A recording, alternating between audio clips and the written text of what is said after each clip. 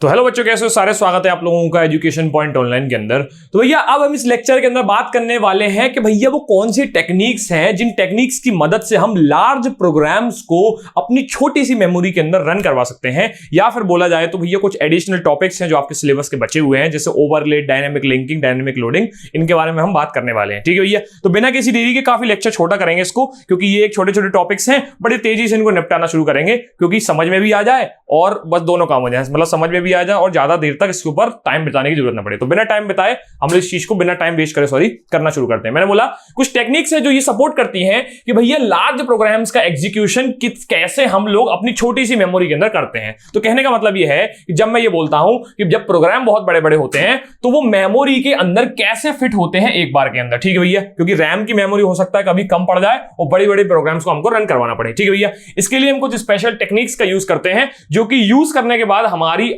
जो मेमोरी है वो आसानी से मैनेज हो जाती है और हमारे प्रोग्राम को कभी भी ये नहीं लगता है कि हमारी मेमोरी खत्म हो गई है या फिर आउट हो चुकी है, ठीक है भैया। क्या नहीं समझ में, ठीक है भैया। तो कौन कौन सी मेजर टेक्निक्स है जिनके मदद से हम लोग इस चीज को अचीव करते हैं कि छोटी सी रैम को हम बड़े बड़े प्रोग्राम्स के साथ भी रन करवा सकते हैं, ठीक है भैया। तो भैया पहला तरीका है ओवरले करना, डायनेमिक लिंकिंग करना और डायनेमिक लोडिंग करना, ठीक है भैया। इन तीनों के ही अंदर हमारे स्वैपिंग का कॉन्सेप्ट यूज होता है। मतलब भैया हम कुछ प्रोग्राम को अभी मेमोरी के अंदर रखते हैं, मतलब मेन मेमोरी रैम के अंदर, और कुछ प्रोग्राम को हम लोग स्वैप स्पेस के अंदर रखते हैं, ठीक है भैया। और यहां से एक्सचेंज कर रहे होते हैं, स्वैप इन स्वैप आउट कर रहे होते हैं। बस अलग अलग कंडीशंस हैं यहां पर, होता तीनों के अंदर सेम काम है, सेम काम ही होता है। हम कुछ प्रोग्राम को जो करंटली यूज हो रहा है उसको मेमोरी में लाते हैं और बचे हुए प्रोग्राम को रखते हैं हार्ड डिस्क के अंदर स्वैप स्पेस के अंदर। क्या नहीं समझ में? एक एक करके देख लेते हैं, काम एक ही है, बस कैसे हो रहा है वही डिफरेंस है, ठीक है भैया। ओवरले का मतलब ये होता है कि भैया हम उसी पार्ट को लेकर आते हैं जो इस समय करंटली यूज हो रहा है किसके अंदर भैया, मेमोरी के अंदर, ठीक है भैया, ठीक है। और नए पार्ट को जो अभी इस समय नीड हुआ है उसको पुराने पार्ट से कर देते हैं रिप्लेस। क्या कर देते हैं भैया? पुराने पार्ट से रिप्लेस कर देते हैं। मतलब कहने का मतलब यह है कि ओवरले के अंदर क्या होता है कि मान लो ये जगह मेरी है, यहां पर मेरी जगह खाली है, मुझे यहां पर ये जो स्पेस है इस जगह पर रखा हुआ प्रोग्राम जो है वो मिनिमाइज हो चुका है या करंटली यूज नहीं हो रहा है, ठीक है भैया। तो हम लोग क्या करेंगे, हमारा जो प्रोग्राम चाहिए होगा हमको, मतलब जो अभी रन करवाना होगा उसको हम इस जगह से एक्सचेंज कर देंगे, ठीक है भैया। क्या करेंगे? एक्सचेंज कर देंगे, ठीक है भैया। एक्सचेंज होता है यहां पर, ये आप समझ जाओ, ठीक है भैया। एक्सचेंज होता है, हम लोग इस प्रोग्राम को रन कराने के लिए कोई दूसरी मेमोरी को असाइन नहीं करवा रहे हैं, कोई दूसरी मेमोरी को खाली नहीं करवा रहे हैं, हम इस जगह से ही इसको एक्सचेंज करते हैं, इसीलिए हम इसको ओवरले बोलते हैं, ठीक है भैया। मतलब क्या होता है? मतलब ये होता है कि एक को पहले हटाया और उसके बाद उस जगह पर दूसरे को रखा, ठीक है भैया। जब मुझे तीसरी की जरूरत पड़ेगी तो पहले मैं इसको हटाऊंगा, उसके बाद तीसरी चीज लाऊंगा, ठीक है भैया। तो ये जो चीज होती है इसको ओवरले बोलते हैं। हम लोग कोई एक्स्ट्रा मेमोरी को खाली नहीं करवा रहे हैं, इसी को यूज कर रहे हैं। मतलब यहां सिंपल सी बात ऐसी है कि मैं ये बोलता हूं कि मान के चलो ये जगह है, ये स्पेस के अंदर इस समय ये प्रोसेस रन हो रही है, ठीक है। प्रोसेस तो मेरी गिर गई, ठीक है भैया। मान लो ये जगह है, इस जगह पे ये प्रोसेस इस समय रन हो रही है, ठीक है भैया। जब मुझे एक दूसरी प्रोसेस लेके आनी है तो मुझे इसको यहां से हटाना है और उसके बाद ये प्रोसेस को मैं यहां पर लेके आऊंगा, ठीक है भैया, ठीक है भैया। मैं ऐसा कुछ नहीं कर रहा हूं कि भैया इसको बिना हटाए है इसको दूसरी किसी जगह पर मैं रख दिया, इसको बिना हटाए किसी दूसरी जगह पर रख दूंगा तो ये ओवरले नहीं कहलाएगा, ठीक है भैया। क्या नहीं समझ में आई? ठीक है भैया, चलो तो ये समझ में आ गया। प्रोग्राम इसका वर्क कैसे होता है, मैंने बोला कि हम डिवाइड करते हैं अपने प्रोग्राम को मॉड्यूल्स के अंदर, ठीक है भैया। ये कौन करता है? ये प्रोग्रामर कर लेता है, ठीक है भैया। कोड लिखता ही ऐसे है कि हमारे कंट्रोलर्स, मॉड्यूल्स, राउटर्स, ठीक है भैया, डेटा और कोड्स ये सब अलग अलग रहते हैं, ठीक है भैया, ठीक है भैया। उसके बाद क्या होता है भैया? उसके बाद क्या होता है? एसेंशियल मॉड्यूल को हम लोग क्या करते हैं, अपनी मेमोरी के अंदर रखते हैं और जो यूज हो रहा होता है उसको हम लोग लेकर आते हैं, बचे हुए को रखते हैं हमारे कहां पर? स्वैप स्पेस के अंदर। बस यही होने वाला होता है। हम तरीका बस अपनाते हैं सेम ही, हम लोग स्वैप इन स्वैप आउट ही कर रहे होते हैं, पर यहां पर ओवरले के केस में हम लोग एक्सचेंज कर रहे होते हैं। क्या कर रहे होते हैं भैया? एक्सचेंज कर रहे होते हैं, ठीक है भैया। नोट किया गया? ठीक है भाई, चलो एडवांटेज डिसएडवांटेज की बात करते हैं भैया। हम बोलते हैं कि भैया ये अलाउ करता है वेरी लार्ज प्रोग्राम्स को छोटी सी मेमोरी के अंदर हम लोग यूज करना है। सेम एडवांटेज है, आप सब जगह इस चीज को लिख सकते हो। इससे मेमोरी सेव हो जाती है और ज्यादा से ज्यादा प्रोग्राम्स यूज हो सकते हैं, सीपीयू यूटिलाइज हो सकता है, ये सब बातें इसके ऊपर कह सकते हो, ठीक है भैया। इसका डिसएडवांटेज क्या है कि प्रोग्रामर को प्रोग्रामिंग करते समय इस चीज का ध्यान रखना पड़ता है कि हम लोग डिवाइड करें चीजों को, मैनेज करें चीजों को, ठीक है भैया। थोड़ा मॉड्यूलर कोड लिखें, ठीक है। कितनी बार समझ में आई? पर एक ओवरहेड है कि हर बार हमको बिना रिप्लेस कराए मतलब भैया एक्सचेंज कराए। सिंपल सी बात है कि मान के चलो इस समय ये चीज यहां पर रन हो रही है, ठीक है, ये रन हो रही है, इसका काम हो जाता है, मेरी दूसरी प्रोसेस आती है तो इसको यहां से पहले हटाना पड़ेगा और फिर इसको यहां पर लाएंगे। अब इस हटाने में चीजें हो जाती हैं स्लो डाउन। क्या हो जाती है भैया? स्लो डाउन, ठीक है भैया, ठीक है भाई, चलो तो भैया ये चीज आप एडवांटेज डिसएडवांटेज में भी लिख सकते हो। बहुत तेजी से नोट करना, इस वीडियो को काफी जल्दी खत्म करेंगे क्योंकि छोटे छोटे टॉपिक्स हैं। ठीक है भाई, चलो भाई आगे बढ़ते हैं, बात करते हैं डायनेमिक लिंकिंग की। लिंकिंग का मतलब सिंपल सा ये होता है कि हमारा प्रोग्राम चालू हो जाता है रन होना, हमारा प्रोग्राम होता है चालू हो जाता है रन होना, और मान लो इस प्रोग्राम के अंदर कोई चीज यूज होनी थी तो उसके लिए हम बस एक प्लेस होल्डर रख देते हैं, और जब ये प्रोग्राम रन हो रहा होता है उस टाइम पर इस चीज को मेमोरी से लाया जाता है। मतलब भैया कहने का मतलब ये है कि मान के चलो मैं ये बोल रहा हूं कि इस प्रोग्राम को मुझे रन कराना शुरू किया, तो भैया इस प्रोग्राम से रिलेटेड मान लो कुछ डेटा होगा, ठीक है भैया, इस प्रोग्राम से रिलेटेड कुछ लाइब्रेरीज होंगी, इस प्रोग्राम से रिलेटेड कुछ क्लासेस होंगी, ठीक है भैया।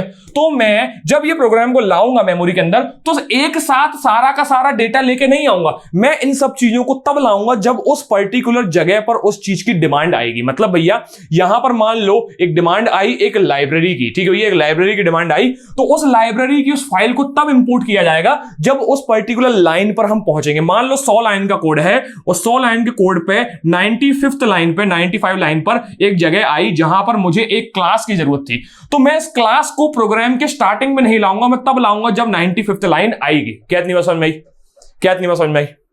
ठीक है भैया, तो इसका मतलब ये होता है डायनेमिक लिंकिंग का मतलब ये होता है कि लाइब्रेरीज को और मॉड्यूल्स को लिंक करना जब रन टाइम हो रहा हो, ठीक है भैया, पहले से कंपाइल टाइम पर हम इसको नहीं लाते, ठीक है भैया, रन टाइम पर लेके आते हैं जब वो चीज रन हो रही होती है। ये चीज काम कैसे करती है, हम सबसे पहले मेन प्रोग्राम को लगाते हैं, मेन प्रोग्राम को इंपोर्ट करते हैं और उसके बाद सब जगह पे उसके प्लेस होल्डर्स और फंक्शंस को रख देते हैं और लिंक नहीं करते। हम लिंक तब करते हैं जब वो चीज रन हो रही होती है, ठीक है भैया। किसी भी फाइल लाइब्रेरी को लिंक करना, किसी भी फाइल को लोड करना, ठीक है भैया, तब करते हैं जब उस कोड के अंदर रिक्वायरमेंट आती है। क्या इतनी बात समझ में आई? ठीक है भैया, इनमें से एक मैंने आपको DLL फाइल के बारे में बताया था। DLL फाइल भी विंडोज के अंदर कुछ इसी तरह से काम करती हैं कि वो रखी होती हैं आपके प्रोग्राम फाइल के अंदर, लेकिन जब कोई इंटरप्शन आता है, आपको जब भी एक चीज आपने शायद ही कभी फेस नहीं किया हो, मैंने कई बार एक चीज फेस करी, जब भी आप पायरेटेड विंडो का यूज करते हो तो जब भी विंडोज के अंदर कोई अपडेट आता है, जैसे आप अपना पहली बार कंप्यूटर लेके आए और जो विंडोज आपको डाल के दी वही आपको यूज करते हो, ठीक है भैया। अगर बाई चांस आप पायरेटेड विंडो का यूज करते हो जैसे मैं करता हूं, तो उसमें होता क्या है, कुछ महीने बाद, कुछ मंथ्स बाद विंडो के अंदर अपडेट आ जाते हैं, विंडोज के अंदर अपडेट्स आ जाते हैं, तो वो अपडेट्स जो आते हैं वो मुझे है ना DLL फाइल मिसिंग का एरर देते हैं। मतलब भैया जब आपका कंप्यूटर यूज करता है तो वो तो 5-6 साल के लिए वैलिड है, तो 5-6 साल के जितने भी अपडेट्स आएंगे वो विंडोज अपने तरफ से मैनेज कर लेता है, हमको जरूरत नहीं होती। पर पायरेटेड विंडो के अंदर आपको क्या करना पड़ता है कि वो DLL फाइल्स मिसिंग होती हैं, जो नए एरर आए हैं, जो नए फंक्शनैलिटीज आई हैं, वो फंक्शनैलिटीज मिसिंग होती हैं मेरे कंप्यूटर के अंदर। तो मेरा कंप्यूटर जो है वो मुझे DLL फाइल मिसिंग का एक एरर देता है कि आपके फाइल के अंदर, आपके लैपटॉप के अंदर ये पर्टिकुलर फाइल मिसिंग है। तो वो DLL फाइल कब आई, वो एरर मुझे कब आया, वो एरर मुझे तब आया जब वो पर्टिकुलर DLL फाइल मुझे मिसिंग पाई गई। जब मैं अपना ऑपरेटिंग सिस्टम, अपना विंडोज रन कर रहा था, वो एरर मुझे तब आया, ठीक है। ये ऐसे ही नहीं, मुझे पहले से ही पता था कि इस DLL फाइल को मुझे यूज करना होगा, तो उसको मैं इसको पहले ही रख लेता हूं, मुझे नहीं मालूम था। वो एरर मुझे आया तब मैंने जाके वो पर्टिकुलर DLL फाइल डाउनलोड करी या पूरा का पूरा विंडोज जो है वो अपडेट किया। इस तरीके का काम होता है, ठीक है भैया। तो ये अक्सर आप देखने को मिला होगा, मतलब जो पायरेटेड विंडो या फिर जो पुरानी विंडोज के बाद जब विंडोज स्विच करते हैं, कोई 7 यूज कर रहा होगा, कोई 10 यूज कर रहा होगा और उसने 11 अभी इंस्टॉल करी रिसेंटली, तो उसको जब वो चला रहा होता है ना 10 को, तो और 11 आ चुकी होती है मार्केट में, तब उसको एरर आते हैं डायनेमिक फाइल्स जो है, डायनेमिक लिंक लाइब्रेरीज है, वो मिसिंग है, ठीक है भैया। तो इस एरर की बात कर रहा हूं कि मैं रन होते टाइम ही चीजें लिंकिंग के लिए अलाउ, मतलब परमिशन मांगती हैं, ठीक है भैया। नोट किया गया, आगे बढ़े, ठीक है भैया। एडवांटेज डिसएडवांटेज क्या है कि भैया इससे मेमोरी सेव होती है। मेमोरी सेव कैसे होती है कि हम लोग पहले से ही नहीं मंगा रहे हैं, हम तब मंगाएंगे जब उसकी रिक्वायरमेंट आएगी, ठीक है भैया। क्या इतनी समझ में आई? इससे क्या होगा भैया, साइज भी डिक्रीज हो जाता है, किसका भैया, हमारी डिस्क का और प्रोग्राम की साइज का, ठीक है भैया।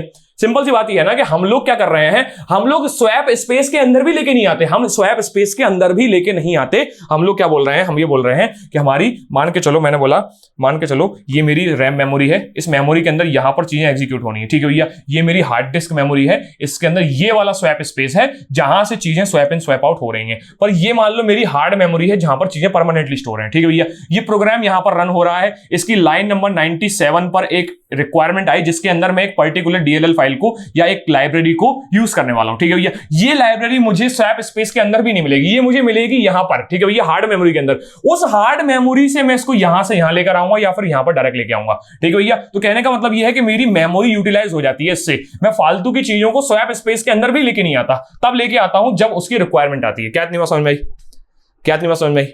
ठीक है भैया, कहने का मतलब ये है। ठीक है भैया, उसका मतलब उसके बाद सिंपल सी बात है कि अलाउ करता है अपडेट करना लाइब्रेरीज को विदाउट रिकंपाइलिंग द होल प्रोग्राम। मैंने क्या बोला? मैंने जब आपको विंडोज वाला एग्जांपल दिया तो उसके अंदर मैं आपको ये बोल रहा हूं कि मुझे वो डीएलएल फाइल मिसिंग का जो एरर आया, जो डायनेमिक लिंक लाइब्रेरी की मिसिंग होने का मुझे एक एरर आया, वो मुझे बिल्कुल बहुत पहले से नहीं आ रहा। वो मुझे बहुत पहले से नहीं आ रहा कि भैया एक समय बाद जो है वो विंडोज अपडेट हो जाएगा तो आप इस डीएलएल फाइल को हमेशा के लिए स्टोर करा के रखो।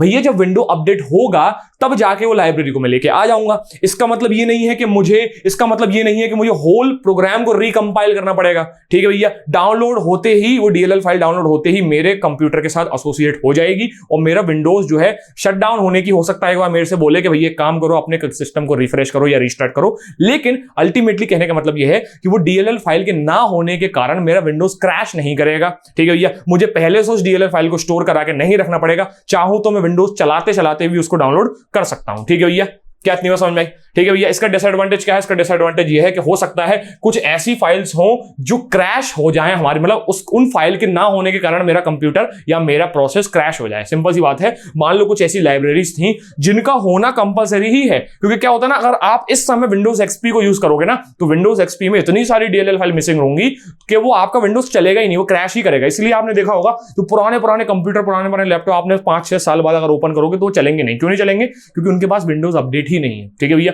अपडेट नहीं है तो होगा क्या? पुराने विंडोज रखे हुए हैं, विंडोज एक्सपी, विंडोज 7, अब वो चलेंगी नहीं क्योंकि उनके पास ऐसी फाइलें हो चुकी हैं जो अब है ही नहीं, मतलब जो एग्जिस्ट ही नहीं करती। इतना अपडेट आ गया है। ठीक है भैया, तो ये लिंकिंग कई बार थोड़ी सी स्लो भी हो जाती है, क्योंकि आपने मान लो कोई लाइब्रेरी है, कोई लिंकिंग है जो आपको इंटरनेट से डाउनलोड करनी पड़ेगी, जो आपको कहीं और से डाउनलोड करनी पड़ेगी, उसके लिए आपको थोड़ा सा वेट करना पड़ेगा। ठीक है भैया, तब जाके प्रोसेस आगे इनिशिएट होगी। सिंपल सा एग्जांपल है ऑपरेटिंग सिस्टम। ऑपरेटिंग सिस्टम चीजों को इंटरनेट से डाउनलोड भी कर लेता है। ठीक है भाई, ठीक है भाई, आगे बढ़ा जाए। लास्ट आया डायनेमिक लोडिंग। डायनेमिक लोडिंग का सिंपल सा मतलब ये होता है कि भैया हम सबसे पहले मेन प्रोग्राम को लोड करते हैं, फिर उस मेन प्रोग्राम के अंदर के कोर पार्ट्स को लोड करते हैं, फिर उस कोर पार्ट के अंदर के स्पेसिफिक पार्ट को लोड करते हैं। मतलब भैया मान के चलो पहले मोटा मोटा जो प्रोग्राम है, उसका स्ट्रक्चर है, उसका टेम्पलेट जो है, पहले वो मैंने मेमोरी में लोड कराया। ठीक है भैया, उसके बाद हम लोगों ने उस प्रोग्राम के कोर पार्ट्स को लोड कराया, फिर उस कोर पार्ट के बाद हम लोगों ने उस पर्टिकुलर स्पेसिफिक पार्ट को लोड कराया। इसका बहुत अच्छा, बहुत फेमस एग्जांपल है हमारा ऑपरेटिंग सिस्टम। कैसे भैया? हम लोग बोलते हैं रैम के अंदर कोई भी चीज, जब भी जैसे मैं कंप्यूटर चालू करता हूं तो पहले ऑपरेटिंग सिस्टम जो है, वो ऑपरेटिंग सिस्टम मेरा मेमोरी में जगह लेता है। मेरा ऑपरेटिंग सिस्टम जो है सबसे पहले मेमोरी में जगह लेता है। ठीक है भैया, ये बात आपने बताई हमको कि ऑपरेटिंग सिस्टम फिर उसके बाद आने के बाद सब चीजें मैनेज करता है। ऑपरेटिंग सिस्टम के लोड होने का स्टाइल पता है क्या होता है? ऑपरेटिंग सिस्टम होता है मान लो 64 बिट का, 64 बिट का आपका ऑपरेटिंग सिस्टम है। जनरली आजकल ये यूज होता है, 64 बिट का ऑपरेटिंग सिस्टम है।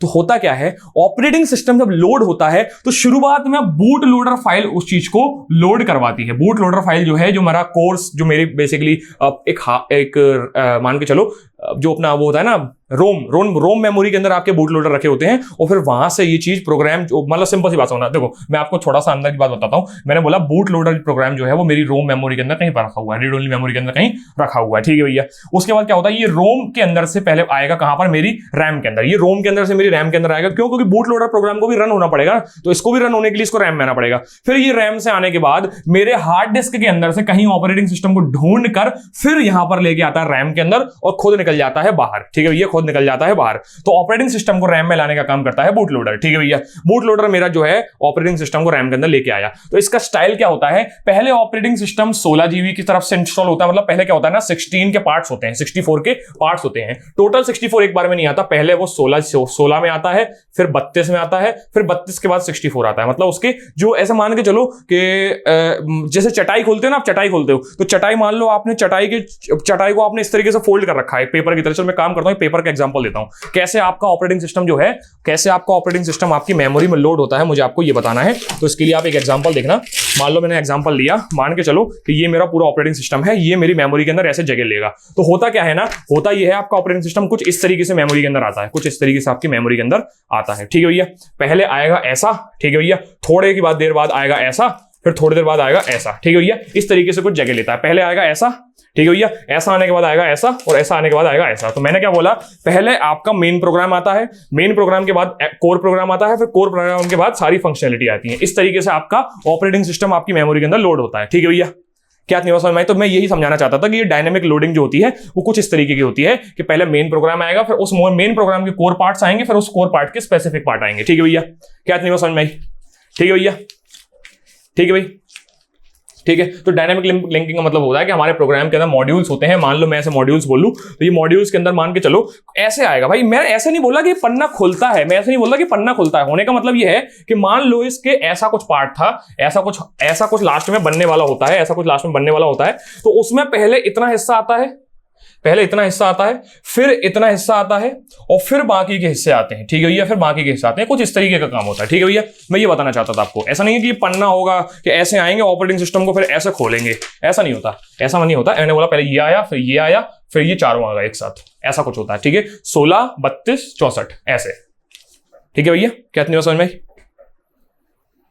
हाँ ठीक है भाई, ये चीज नोट करी। नोट करने के लिए आपको जगह देनी पड़ेगी मुझे थोड़ी सी। साफ कर दूं क्या इसको? ठीक है भाई, इसको साफ कर देता हूं।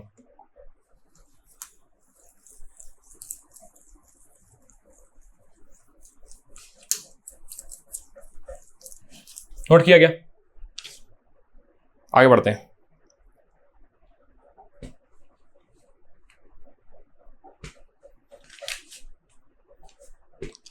ठीक है भाई, एडवांटेज डिसएडवांटेज की बात करते हैं। थोड़ी सी फास्ट प्रोग्रामिंग कर लेता है, ठीक है भैया। क्यों? क्योंकि हम पहले मिनिमम लोड के हिसाब से चीजों को लाते हैं कि मान के चलो मेरा बूट लोडर प्रोग्राम थोड़ा हल्का प्रोग्राम होता है। क्यों? क्योंकि वो रोम की छोटी सी मेमोरी के अंदर केबीज और बाइट्स की, मतलब केबीज और एमबीज की स्पेस ले रहा होता है, तो उसके पास इतनी कैपेबिलिटी नहीं है कि वो 4 GB 7 GB के ऑपरेटिंग सिस्टम को उठा के ले आए, ठीक है भैया। तो उसको वो लेके आता है, तो पहले हमारे मिनिमम से मिनिमम प्रोग्राम को लोड करता है। उसके बाद वो प्रोग्राम जो लोड हो गया है वो अपने दोस्तों को बुलाता है। कहने का मतलब ये है कि मेरा बूट लोडर हल्का सा एक छोटा सा प्रोग्राम होता है, वो ऑपरेटिंग सिस्टम को मेरे मेमोरी रैम के अंदर लेकर आता है, ठीक है भैया। तो वो उतने पार्ट को लेकर आ जाता है जो पार्ट आने के बाद अपने दोस्तों को बुलाएगा। क्या तुम्हें समझ में आई? तो ये जो मेन पार्ट आया है, ये मेन पार्ट जाके फिर अपने एक दोस्त को बुलाएगा, फिर ये कोर पार्ट सब मिलके अपने बाकी के दोस्तों को बुलाएंगे। कुछ इस तरीके का बात कर रहा हूं मैं, ठीक है भैया। मेमोरी सेव होती है, सिंपल सी बात है। बेटर यूज होता है सिस्टम्स का। क्यों? क्योंकि छोटी सी रैम है, वो छोटी सी रैम से ही मुझे अपना बड़ा ऑपरेटिंग सिस्टम लोड कराना है, चाहे विंडोज कराओ, चाहे मैक कराओ, चाहे हमारा लिनक्स कराओ,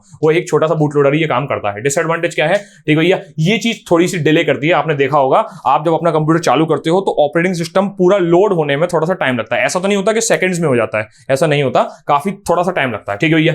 और ये चीज बहुत केयरफुली मैनेज करनी पड़ती है, वरना एक बहुत बड़ा सा इशू आता है जिसको बोला जाता है फर्मवेयर अपडेट, ठीक है भैया। अगर आपने गलती से ऑपरेटिंग सिस्टम चालू करते टाइम फर्मवेयर अपडेट कर दिया तो मदरबोर्ड खराब हो जाएगा। मतलब रीड ओनली मेमोरी से आपके बूट लोडर की इंफॉर्मेशन करप्ट हो जाएगी, तो उस टाइम पर आपका कंप्यूटर का बट्टाधार हो जाएगा। आपका कंप्यूटर अब किसी काम का नहीं है, ठीक है भैया। मतलब कहने का मतलब यह है, डरने की जरूरत नहीं है। लेकिन आपके अक्सर विंडोज ये सब नहीं करता है, अक्सर विंडोज ये चीजें नहीं करता है, आपको ये परमिशन अलाउ ही नहीं करता। लेकिन मेरा कहने का मतलब यह है कि अगर आप कंप्यूटर चालू करते टाइम कुछ फंक्शनैलिटीज को, पहली बात तो कभी भी जब कंप्यूटर चालू हो रहा हो तो F12 दबा के, एस्केप दबा के कुछ छेड़खानी मत कर देना, वरना आपकी सिस्टम फाइल्स जो हैं वो करप्ट हो जाएंगी तो फिर आपका ऑपरेटिंग सिस्टम खुल नहीं पाएगा। हालांकि उस चीजों को आप मैनेज कर सकते हो, लेकिन मतलब नहीं मालूम तो नहीं कर पाओगे, कहने का मतलब ये है, ठीक है भैया।